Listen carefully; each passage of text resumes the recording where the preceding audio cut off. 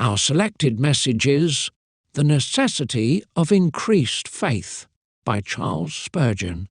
And the apostles said to the Lord, "Increase our faith." Luke chapter 17 verse 5. Verily, if the apostles said this, one and all of us had need take up the prayer.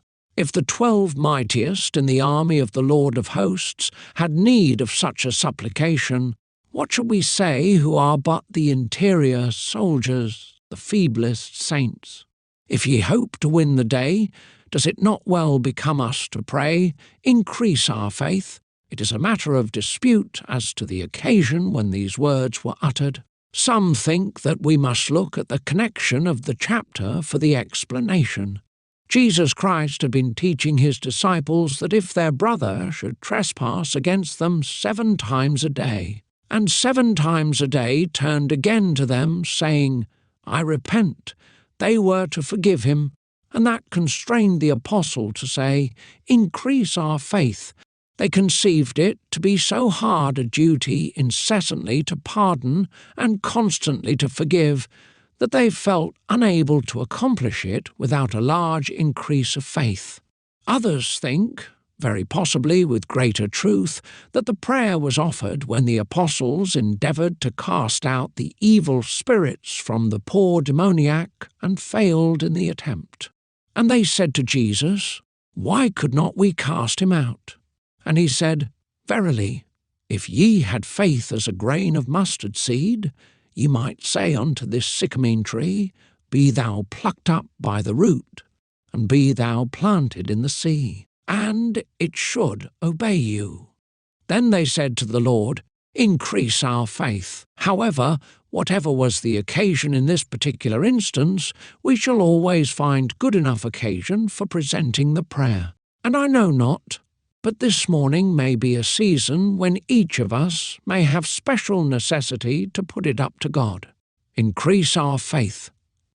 Proceeding at once to the subject, the first thing we shall consider is the object of their solicitude. It was their faith. Secondly, the desire of their hearts, increase our faith. And then, thirdly, the person on whom they trusted to strengthen their faith. They said to the Lord, "Increase our faith." First, then, the object of their solicitude was their faith. Faith is of the utmost importance to a Christian. There is nothing of which we should have a greater and a more earnest concern than our faith. I shall endeavour to show you this from 7 or 8 reasons, and may God press them to your hearts and send them so home, that every one of us may become deeply anxious as to whether we have a real vital faith which unites us to the Lamb and brings salvation to our souls. 1. We ought, my friends, to be extremely careful of our faith, both of its rightness and of its strength, first of all, when we consider the position which faith occupies in salvation. Faith is the salvation grace. We are not saved by love, but we are saved by grace, and we are saved by faith. We are not saved by courage, we are not saved by patience, but we are saved by faith. That is to say, God gives his salvation to faith, and not to any other virtue. It is nowhere written, "He that loveth shall be saved." It is nowhere recorded that a patient sinner shall be saved. But it is said, "He that believeth and is baptized shall be saved." Faith is the vital part of salvation. If a man lacks faith, he lacks everything. Without faith, it is impossible to please God. If a man has true faith, however little he has of any other virtue, that man is secure. But supposing it possible for a man to possess every virtue in the world, let him be as much a Christian in his exterior, the Apostle Paul himself, let him be as earnest as a seraph, let him be as diligent in the service of his master as you could conceive even an angel on high to be, still without faith, so God's word declares, it is impossible to please God. Faith is the saving grace. It is the connecting link between the soul and Christ. Take that away, and all is gone. Remove faith. You have sawn through the ship's keel, and she must sink. Take away faith. You have taken away my shield, and I must be slain. Remove faith, and Christian life becomes a nonentity. It is extinct at once. For the just shall live by faith, and without faith, how could they live at all? Consider then that since faith is so important in salvation, it becomes each of us more earnestly to inquire whether we have faith or not. Oh, my brethren, there are 1,000 shams in the world, 1,000 imitations of faith, but there is only one true, vital, saving faith. There are scores of notional faiths, a faith which consists in holding a sound creed, a faith which bids men believe a lie by wrapping them up with assurances of their safety. When they are still in the gall of bitterness and the bonds of iniquity, a faith which consists in presumptuously trusting to ourselves. There are scores of false faiths, but there is only one true one. Oh, as ye wish to be saved at last, as ye would not be self-deceived and go marching to damnation with your eyes shut, take your faith in your hand this morning, and see whether it is genuine sterling coin. We ought to be more careful of our faith than of anything else. True, we ought to examine our conduct, we ought to search our works, we ought to try our love, but, above all, our faith. For if faith be wrong, all is wrong. If faith be right, we may take that as the touchstone of our sincerity. He that believeth on the Son of God hath eternal life abiding in him. 2. Secondly, be anxious about your faith, for all your graces hang upon it. Faith is the root grace. All other virtues and graces spring from it. Tell me of love. How can I love him in whom I do not believe?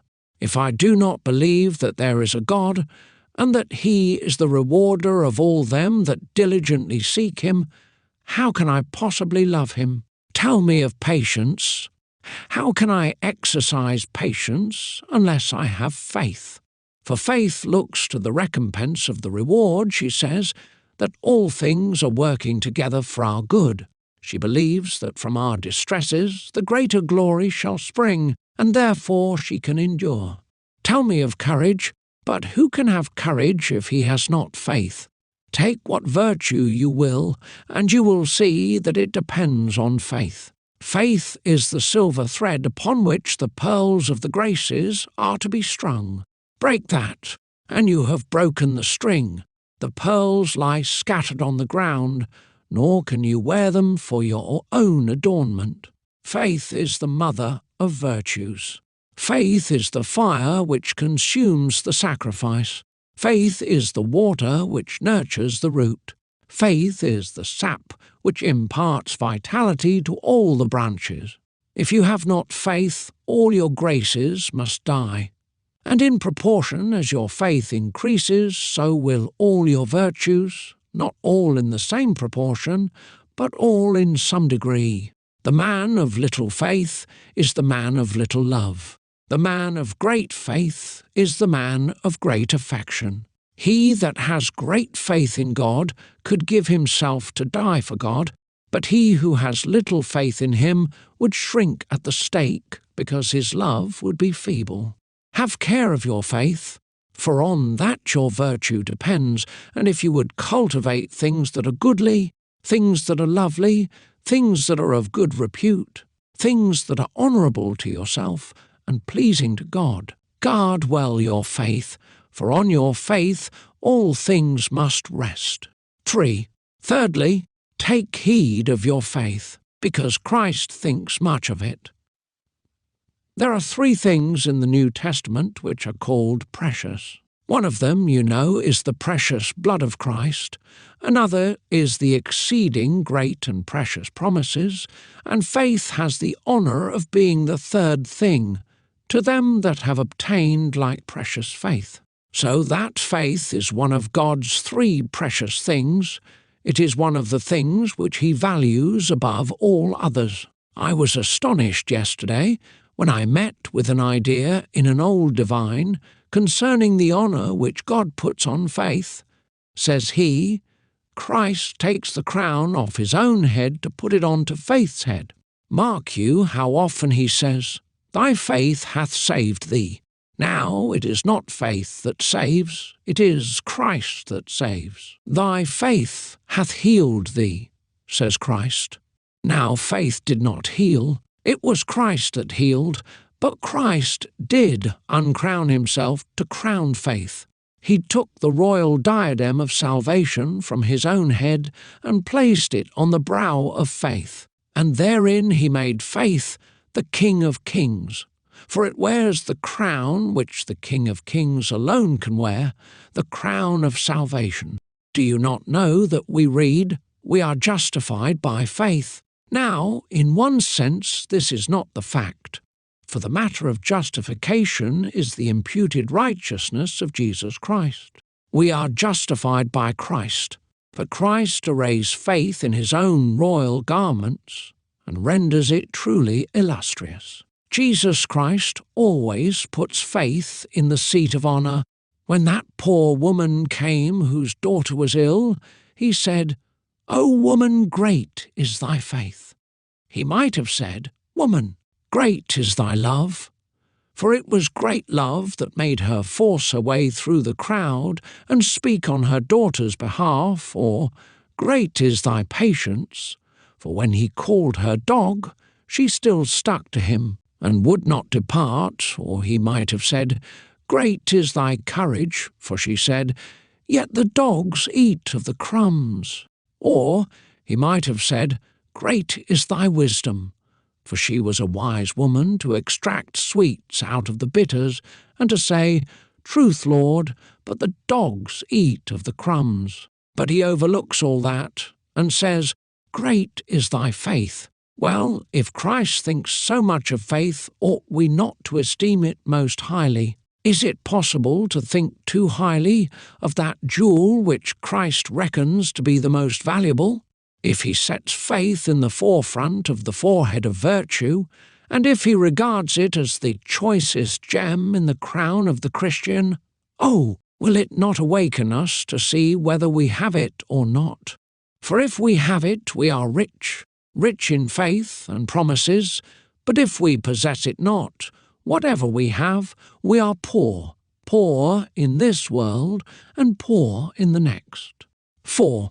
Next, Christian, take good care of thy faith, for recollect faith is the only way whereby thou canst obtain blessings. If we want blessings from God, nothing can fetch them down except faith.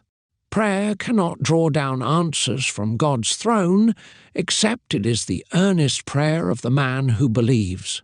Faith is the ladder on which my soul must walk to ascend to heaven. If I break that ladder, how can I ever approach my God? Faith is the angelic messenger between the soul and heaven. Let that angel be withdrawn. I can neither send prayer up nor receive the answers down. Faith is the telegraphic wire which links earth and heaven, on which God's blessings move so fast that before we call, he answers, and while we are yet speaking, he hears us. But if that telegraphic wire of faith be snapped, how can we receive the promise? Am I in trouble? I can obtain help for trouble by faith. Am I beaten about by the enemy? My soul on that dear refuge leans by faith. But take faith away, in vain I call to God. There is no road betwixt my soul and heaven. In the deepest wintertime faith is a road on which the horses of prayer may travel, aye, and all the better for the biting frost. But blockade the road, and how can we communicate with our great King? Faith links me with divinity. Faith clothes me with the robes of deity. Faith engages on my side the omnipotence of Jehovah. Faith gives me the might of God, for it ensures that power on my behalf. It gives me to defy the hosts of hell. It makes me march triumphant over the necks of my enemies. But without faith, how can I receive anything of the Lord? Let not him that wavereth, who is like a wave of the sea, expect that he will receive anything of God. O then, Christians, watch well thy faith, for with it thou canst win all things, however poor thou art, but without it thou canst obtain nothing. It is said of Midas that he had the power to turn everything into gold by the touch of his hand. And it is true of faith. It can turn everything into gold, but destroy faith. We have lost our all. We are miserably poor because we can hold no fellowship with the Father and with his Son Jesus Christ. 5. Next, my friends, take care of your faith perpetually, because of your enemies. For if you do not want faith when you are with friends, you will require it when you have to deal with your foes. That good old warrior, Paul, once led the Ephesians into the armory, and after he had shown them the shoes they were to wear, the girdle, the breastplate, the helmet, and the sword, he solemnly said, "Above all, take the shield of faith." Even if you forget the helmet, be quite sure of the shield, for if your helmet should be off, you may ward off a blow with the shield and save it from your head. You had better put on the shoes of peace and the breastplate of righteousness. But if you omit one of them, take care that you have the shield of faith, wherewith you shall be able to quench all the fiery darts of the wicked one. Well now, faith makes a man very mighty when he deals with enemies. If a man believes he is right, only taking it in a natural point of view, bring that man before princes and kings, for the sake of truth, how lion-like will he be? He will say, "I cannot yield, I must not, for I have the truth on my side." Aye, though others may style it dogged obstinacy, it is a true nobility of soul which bids a man declare, "I will not yield." Much more strong is true spiritual faith. It has taken the martyr to the stake and enabled him to sing when the flames have girdled him. It has led another to the sea, and like him of whom we read in the old martyrologies, it has helped even the aged matron to cry, "Christ is all yet." Faith has quenched the violence of the flames, shut the mouth of lions, and out of weakness it has made us strong. It has overcome more enemies than the whole host of conquerors. Tell me not of the victories of Wellington, mention not the battles of Napoleon, tell me of what faith has done. Oh, if we should erect a monument to the honour of faith, what various names should we carve upon the mighty pedestal? We should inscribe, here the lion's den, there the battle of the leopards, or here we should have recorded how faith divided the Red Sea, and there how faith smote the Midianites, and there how Jael slew Sisera by faith. What conflicts of faith should we have to engrave? O faith, thy banner high shall wave, thine escutcheon is most glorious. Great art thou, and full of victories. With thee, O faith, I cast the gauntlet to the world, secure of victory. Give me a child to fight with, and without faith, like poor Peter, before the little maid, I should tremble and deny my master. But that same Peter, with faith, fears not to stand before a frowning Sanhedrin, to speak of his master amid the scoffings of the high priests.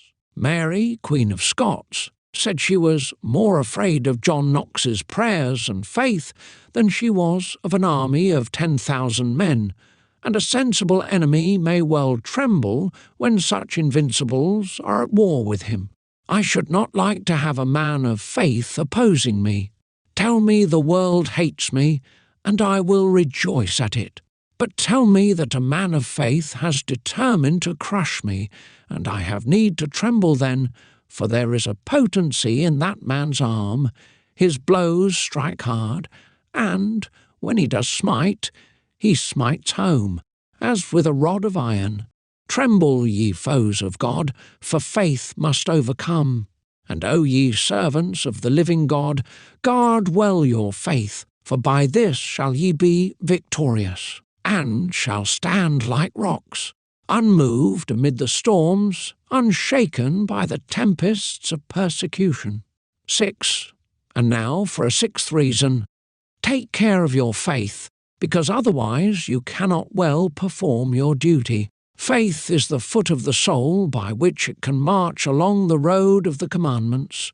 Love can make the feet move more swiftly, but faith is the foot which carries the soul.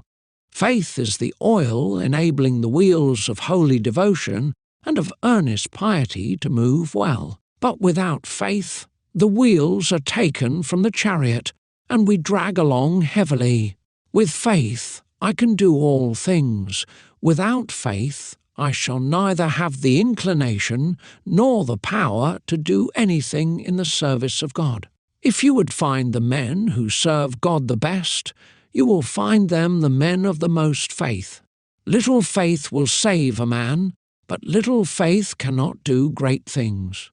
Poor little faith could not have fought Apollyon. No, it wanted Christian to do that. Poor little faith could not have slain giant despair. It required Greatheart's arm to knock that monster down. Little faith can get to heaven very surely, but it often has to run and hide itself in a nutshell, and to lose all but its jewels. If there are great battles and great works to do, there must be great faith. Assurance can carry mountains on its back. Little faith stumbles at a molehill. Great faith, like Behemoth, can snuff up Jordan at a draught. Little faith is drowned in a drop of rain. It beginneth to think of going back at the slightest trouble. Great faith can build temples. She can pile castles. She can preach the gospel. She can proclaim Christ's name before enemies. She can do all things. And if you would be great indeed, and serve your master much, as I trust you will seek increased faith, for by so doing you will be more diligent in duty. O ye active Christians, be full of faith. Ye busy Christians, be sure to guard that I, for once, let that fall. What will ye do? As Sabbath school teachers, as preachers, as visitors of the sick, or whatever ye have to do, rest assured that faith must be your strength and confidence. If that fails, where are you then? Again, take care of your faith, for only faith can comfort you in your troubles. I say some. This is about all we think of, the uses of faith to console us in our troubles. Now, I never like to laugh at God's people because they desire comfort. I believe that it is a very great proof that they are children that they like sweet things. If they did not, I should fear they were not God's children at all. But I hear ministers saying, you are always saying you want comfort, you want comfort. To be sure, I say they do, and they want it because they never get it from you, sir. I believe God's people do need comfort, though it is true they want too much of it when they ought not to have it. But they require a promise very often, and they ought to have it. Now, faith is the best cordial to the soul. Oh, how faith will realize a promise at a time when there is great trouble coming. Says faith, God says, as thy days, so shall thy strength be. Says faith, it is a rough road, the thorns are sharp, the flints are strewn about it, but then thy shoes shall be iron and brass. And faith looks at the strong old shoes and say, I will even venture. And off she goes. Little faith sits murmuring in a corner. Great faith is singing in the fire. They shall praise him aloud in their beds. They shall sing his high praise in the fire. Little faith stands desponding, mingling her tears with the flood. Great faith says, when thou passest through the river, I will be with thee. The flood shall not overflow thee. When thou passest through the fire, thou shalt not be burned, neither shall the flames kindle upon thee. Would you be comfortable and happy? Would you enjoy religion? Would you have the religion of cheerfulness and not that of gloom? Then seek more faith.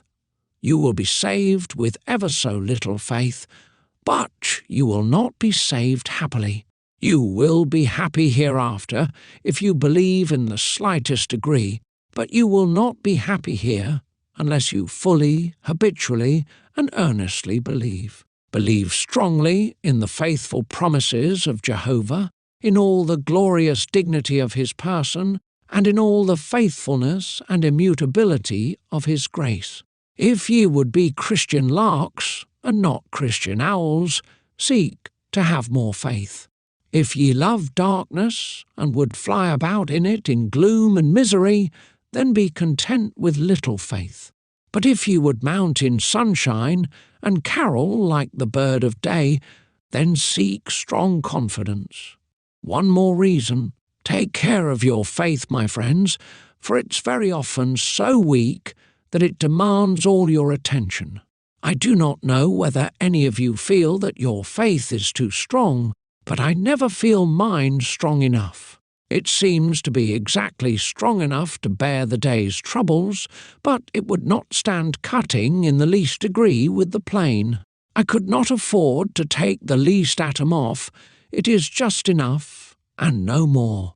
As for some of us, our faith is so weak that the least trouble threatens to devour it. The goat passes and nips its tender shoot, the winter chills and freezes it, it is almost ready to die. And my faith very often hangs upon the feeblest thread, it appears ready to expire. Take care of your faith. Christian, take care of your faith. Whatever you leave out of doors of a night, do not leave that little child of faith. Whatsoever plant is exposed to the frost, be sure to put faith within. Take care of faith, for it is so weak generally. It needs well to have a good preservation. Thus have I tried, as well as I can this morning, to set forth the great necessity of looking to our faith. And our prayer must be, as it was that of the apostles, increase our faith. This brings us, secondly, to consider the heart's desire of the apostles. Increase our faith. They did not say, Lord, keep our faith alive, Lord, sustain it as it is at present, but increase our faith. For they knew very well that it is only by increase that the Christian keeps alive at all. Napoleon once said, I must fight battles, and I must win them. Conquest has made me what I am, and conquest must maintain me. And it is so with the Christian. It is not yesterday's battle that will save me today. I must be going onwards. A wheel will remain erect as long as it moves, but when it begins to stand still, it falls. Christian men are saved by progress. Constantly going onwards keeps the Christian alive. If it were possible for me to stop, I know not where my life would be. The Christian must be going onward, for the arrow will mount while still it is in progress, but it stalls the moment the power stops that keeps it aloft. So the apostle said unto the Lord, Increase our faith. First, increase our faith in its extent, the extent of what it will receive. Usually, when we commence the Christian life, faith does not grasp much. It only believes a few elementary doctrines. I find that many young converts have not gone much farther than believing that Jesus Christ died for sinners. By and by, they get a little advanced, and believe election, but there is something a little beyond that they do not receive, and it is not until after years that they believe the entire gospel. Some of you, my hearers, and a great many that are not my hearers, are miserable little cramped souls. You have learned a cast-iron creed, and you will never move out of it. A certain somebody drew up 5 or 6 doctrines and said, There are the doctrines of the Bible, and ye believe these, but you want to have your faith increased. For you do not believe a great deal more that is in the Bible. I do not think I differ from any of my hyper-Calvinistic brethren in what I do believe, but I differ from them in what they do not believe. I do not believe any less than they do, but I believe a little more, and think, as we grow, we shall have our belief increased. Not only are there a few cardinal doctrines that will be enough to steer our ship by north, south, east, or west, but we shall begin to learn something about the northwest and northeast, and that which lies between the 4 points. Many people, when they hear something a little contrary to what they have usually heard, say at once, "That is not sound." But who made you a judge of what is sound? And there are some little souls who set themselves up for princes in Israel and think every man must believe as they believe, or else he is decidedly wrong, and will hold no Christian communication or fellowship with him. I am sure I may pray to the Lord for them. Increase their faith. Help them to believe a little more. Help them to believe there may be Christian Wesleyans, that they are good church people. And not only that particular Baptists are very good sort of people, but that there are some of God's elect everywhere. I am sure I pray for all bigots, that they may have a little wider heart. I should like to stretch their hearts a little. But no, they have reached the Ultima Thule. They have come to the last of the Fortunate Islands. There cannot be any shore beyond. It is dangerous for a mariner to spread his sails on untried seas. Hitherto, says pious Crisp, and therefore many fancy, hitherto shalt thou go, and no further. Dr. Gill declares just so much, and who shall venture to say more? Or perhaps Calvin is made the standard, and what business has any man to think a single thought beyond Calvin? Blessed be God, we have gone a little beyond that, and we can say, increase our faith. With all our admiration for these great standard divines, we are not prepared to shut ourselves up in their little iron cages, but we say, open the door and let me fly. Let me still feel that I am at liberty. Increase my faith and help me to believe a little more. I know I can say I have had an increase of faith in one or two respects within the last few months. I could not for a long time see anything like the millennium in the Scriptures. I could not much rejoice in the second coming of Christ, though I did believe it. But gradually my faith began to open to that subject, and I find it now a part of my meat and drink, to be looking for, as well as hastening unto, the coming of our Lord Jesus Christ. I believe I have only just begun to learn the ABCs of the Scriptures yet, and will constantly cry to the Lord, increase my faith, that I may know more and believe more, and understand thy word far better. Increase my faith in its extent. Next, increase my faith in its intensity. Faith needs to be increased in its power as well as in its extent. We do not wish to act as some do with a river when they break the banks, to let it spread over the pasture and so make it shallower, but we wish, while it increases in surface, that it may increase likewise in its depth.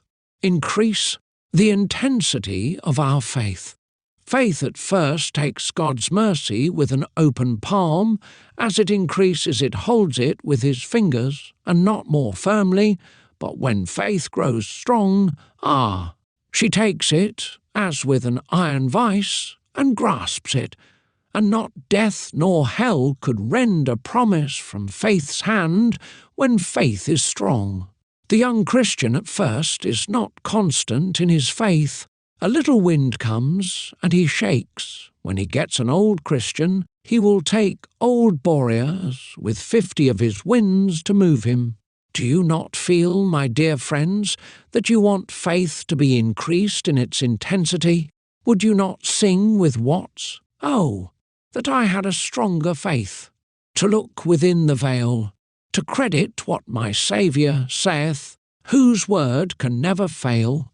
Your poor little faith cannot see many yards before it, for there are clouds of darkness all around, but strong faith can climb the hill that is called Clear, and from the top thereof can see the celestial city and the land that is very far off. Oh, may God increase your faith to such a degree that you may often have visions of heaven, that you may sweetly sing, as Moses might have done at the top of Pisgah. Oh, the transporting, rapturous scene that rises to my sight. Sweet fields arrayed in living green, and rivers of delight, that you may climb up there, bathe your eyes in splendour, plunge your soul in rivers of bliss, and be thoroughly transported and carried away by visions of that state of beatitude which shortly shall be yours. Let me exhort you to cry to the Lord, increase my faith in its power of realizing heaven and in every other way. I have no time to dwell upon this, but must close up by very briefly mentioning the person to whom the apostles address their prayer. The apostles said to the Lord, "Increase our faith." They went to the right person. They did not say to themselves, "I will increase my faith." They did not cry to the minister, "Preach a comforting sermon and increase my faith." They did not say, "I will read such and such a book, and that will increase my faith." No, they said to the Lord, "Increase our faith." Faith's author can alone increase it. I could inflate your faith till it turned into presumption, but I could not make it grow. It is God's work to feed faith, as well as to give it life at first. And if any of you desire to have a growing faith, go and take your burden this morning to God's throne, crying, "Lord, increase our faith." If you feel that your troubles have been increased, go to the Lord and say, "Increase our faith." If your money is accumulating, go to the Lord and say, "Increase our faith." For you will want more faith as you get more prosperity. If your property is diminishing, go to Him and say, "Increase our faith," so that what you lose in one scale you may gain in the other. Are you sickly and full of pain this morning? Go to your Master and say, "Increase my faith, so that I may not be impatient, but be able to bear it well." Are you tired and weary? Go and supplicate, "Increase our faith." Have you little faith? Take it to God, and He will turn it into great faith. There is no hothouse for growing tender plants in, like a house that is within the curtains, the tabernacle of God, where the Shekinah dwelleth.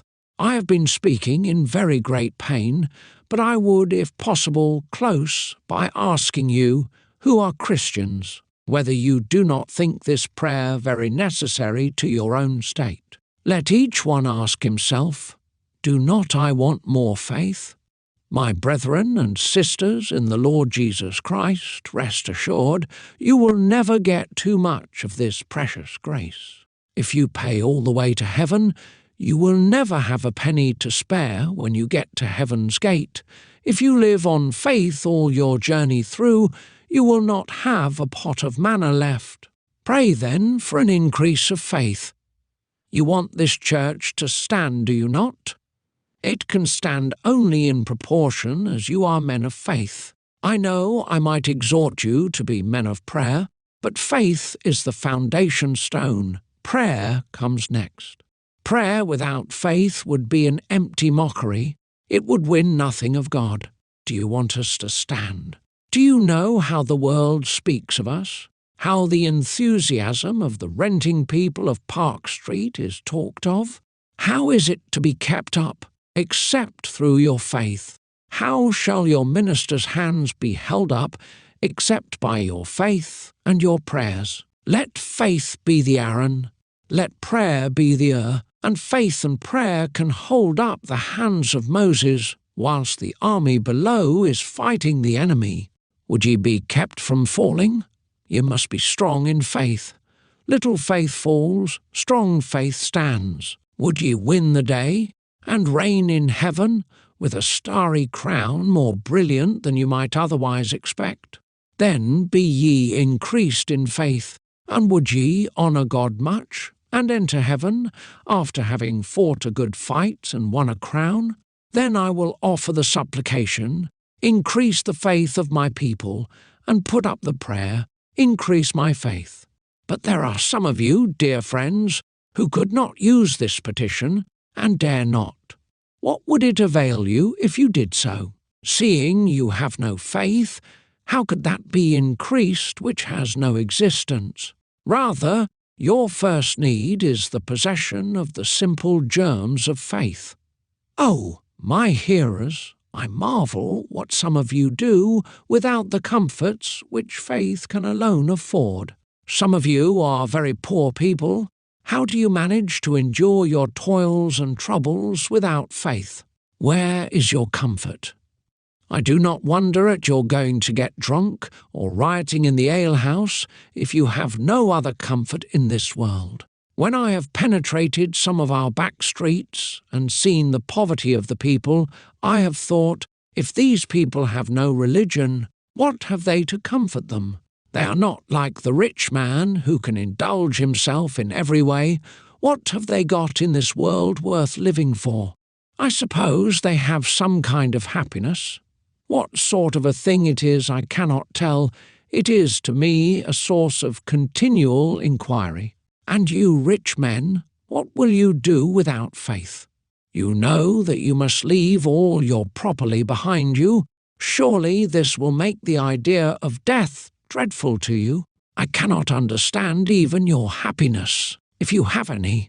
I know this, that. I would not change my blessed estate, for all the earth calls good or great, and while my faith can keep her hold, I envy not the sinner's gold. But I want to ask you, what would you do in the next world without faith?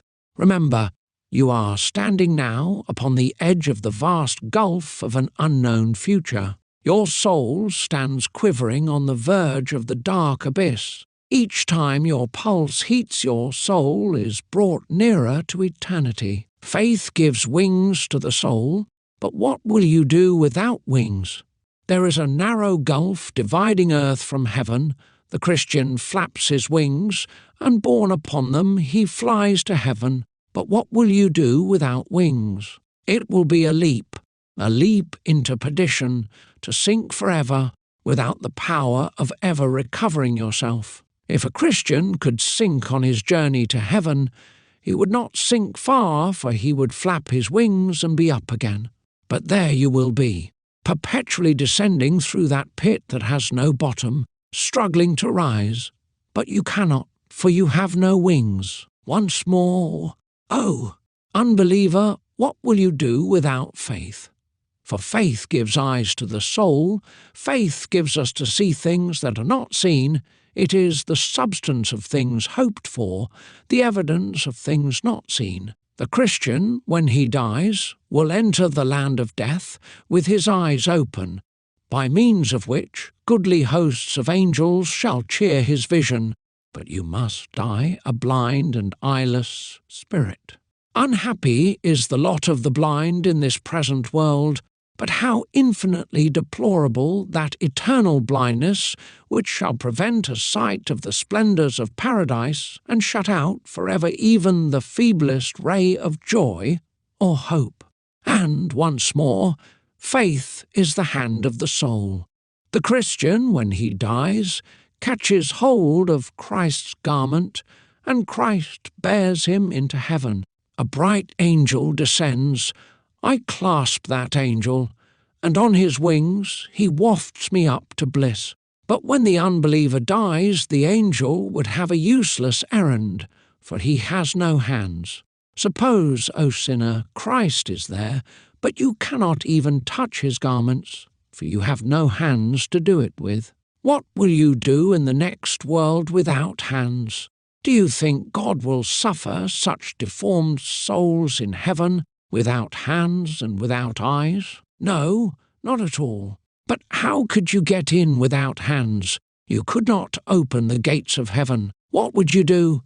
You would call on God for mercy, and if the mercy were held out to you, you have not hands with which to lay hold upon it. I do not understand how some of you are happy without religion.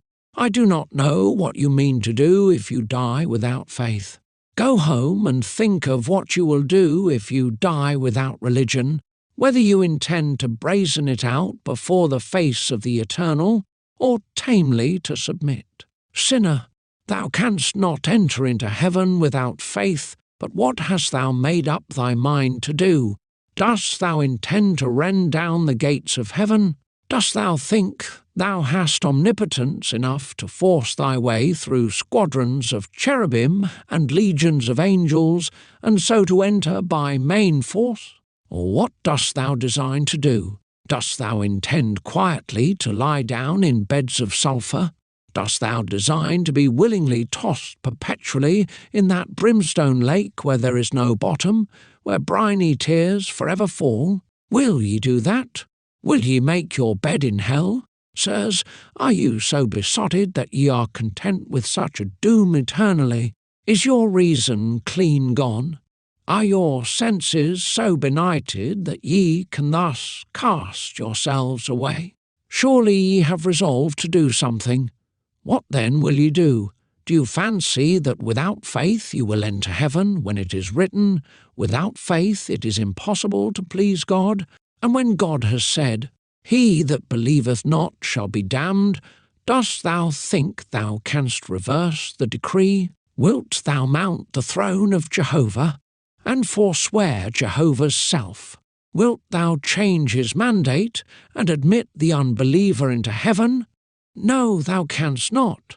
Tremble then, unbeliever, tremble, for there awaits thee nothing but a fearful looking for of judgment and of fiery indignation. What will ye do in the swellings of Jordan, without faith to keep your heads above the waters?